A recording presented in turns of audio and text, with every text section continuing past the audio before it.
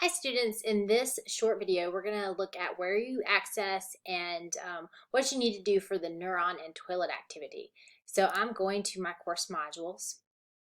And remember, if you are taking the course, you are working through the module pages prior to completing assignments.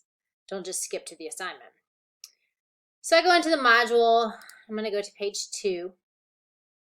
I'm going to read the information.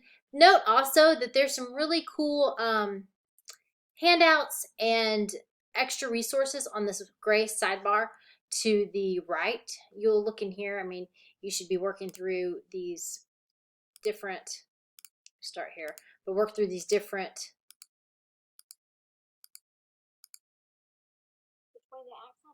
manipulatives in the course before you get there. And then there's also some little quizzes down here too.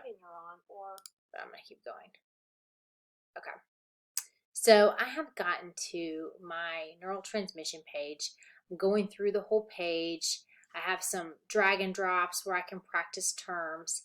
And now that I've finished this page, I have 2 assignments. We're going to talk about the neuron toilet activity for today. So now that you've read about the process of neural communication, you're going to complete a worksheet that requires you to compare the functional working of a neuron to that of a household toilet. It is imperative to understand how the basic building blocks of the nervous system and neurons function. Their proper running is essential for our ability to live a normal life. And I use the word normal loosely, as medications can be taken to alleviate dysfunctions of the neurons, as we're going to learn about in later units. So this concept, the neurons and learning about neurons, is going to come up over and over again. You might think this analogy is a bit odd, but I promise it'll make some more sense. So I'm going to go up here. Got a nice neurotransmitter chart too that you can save. That's helpful. Neuron and toilet activity. Okay, so how is flushing the toilet like firing a neuron? For this assignment, you're going to have to flush a toilet. Weird. I promise that comparing the workings of the household toilet is very similar to that of a neuron. Fill completely the following activity by defining each bolded term and explaining the vocabulary as it applies to the workings of the toilet. You're going to have to think outside of the box. So you've got these terms, and these terms represent the action potential.